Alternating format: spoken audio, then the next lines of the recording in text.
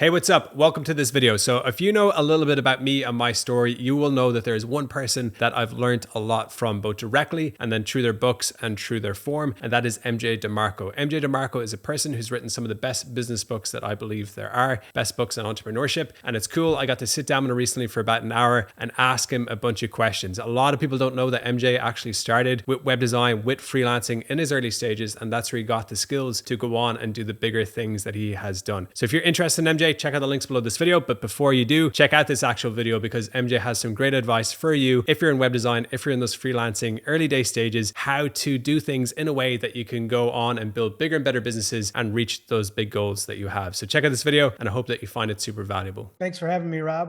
Appreciate it. As some of you might know, I got my start freelancing, learned myself web skills, HTML, JavaScript, CSS, usual stuff. And that's what really prompted me or gave me the ability to actually fund other ventures, other things that I wanted to do. So it was kind of like a foundational job that allowed me to move into a more Fastlane approach, like business systems and things that are not one-on-one time trades, which essentially freelancing tends to be. If you're on your own, if you don't work, you don't earn money. But that time period, it was probably about 8 months. I did that freelancing, developed websites for various transportation companies. And in that process, I was able to learn more and more skills, more and more interactive features and functions, and that allowed me to actually program my own business system, which I ran for about 10 years, made a ton of money doing that, sold it a couple times, and then kind of semi-retired as an author, started writing books, which did not want to publish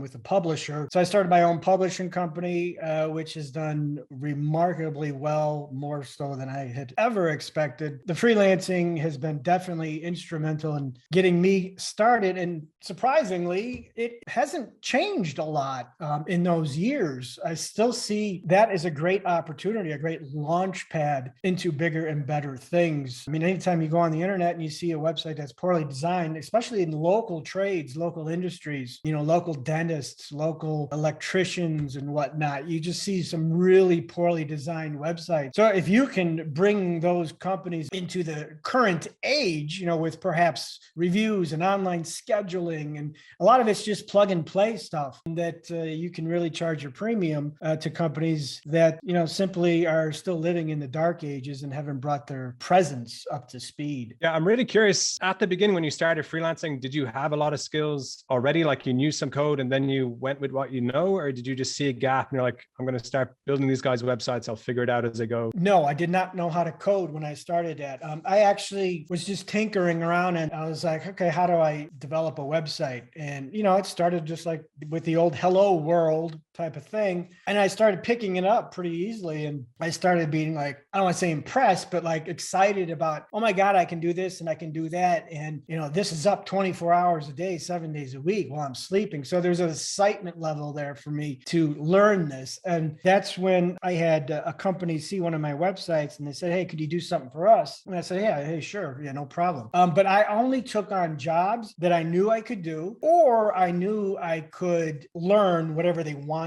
I wouldn't take something that was, going to require 2 years of learning curve to do. It would be something that I felt was within my realm. So getting the job specs from the customer, finding out exactly what they wanted was very important, and determining that, yes, I can do this, or yes, I can learn this. Let's do it. Here's your price. I'll have it done for you in 5 days. As you went through that, then, did you have the idea from the beginning that you wanted to do something bigger, or as you got the skills, you started to see like, hold on, with these same skills, I could be building, a much bigger business? No, I knew I wanted something bigger, definitely. But I knew these skills were paying me a big hourly rate. One job was equivalent to me working 2 weeks at a normal job. So I was like, hell yeah. And that to me was very exciting too, because I was on my own then. I could call my own shots. Yeah, if I didn't work, I didn't make money, but it was on my time. It was on my schedule. And to be honest with you, that was when my life really changed. I wasn't making a fortune. I was self-sufficient. I had skills that had demand in the marketplace that I could sell for a higher value than a regular job, or even as a job that my degree would have gotten, which was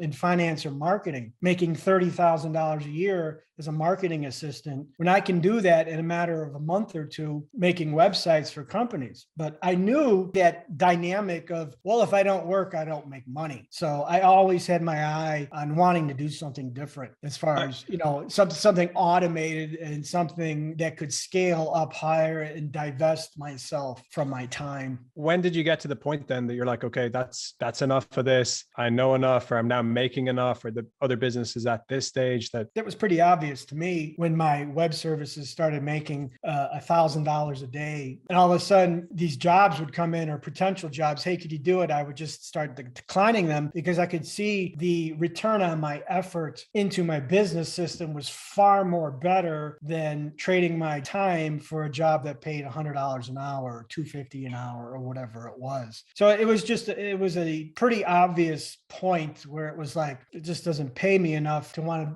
take away time from my system, where the sky's the limit there. I could make $10,000 a day, but it's going to be hard for me to make $10,000 a day building websites because it's linked to my time. Okay, that's it. Great advice from MJ. Hope that you found that super valuable. Before you go, one last thing. If you're interested in starting a profitable web design business, or if you're struggling with your web design business, check out the link that I have below this video. I have an amazing program called the Legends Program. We teach you how to get clients, how to sell, how to grow a profitable web design business, and then a bunch of other profitable skills that you're going to need to succeed online. So just check out the link down below. There is an amazing deal that makes it very, very easy for anyone to join up. And I hope that you're going to find it super valuable. So check out the link below. Hope you enjoyed this video. Thank you for watching.